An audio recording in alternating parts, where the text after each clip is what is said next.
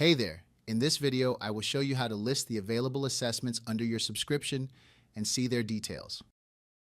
Once you have logged in, click Get Series Info on the Intratec Data ribbon. Wait for the data to load.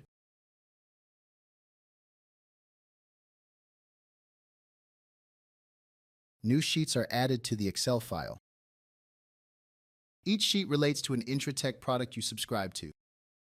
This sample account, for instance, has access to primary commodity prices, water and utility costs, energy price references, plant construction indexes, and plant location factors. All sheets have the same structure and include the following columns. Code is the unique identifier of an assessment. This is how Intratec identifies each data series unequivocally. Assessment is the series description. Remark 1 and Remark 2 show additional pieces of information when relevant. Default currency indicates the currency in which the respective data series is shown when not specified. Default unit displays the unit in which the respective data series is presented by default.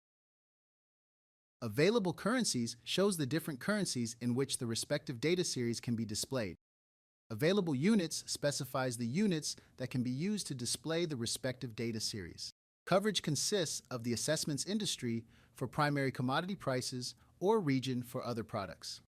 Has forecast indicates whether short-term forecasts are provided for the given assessment, and series hist changed indicates if historical data has been revised.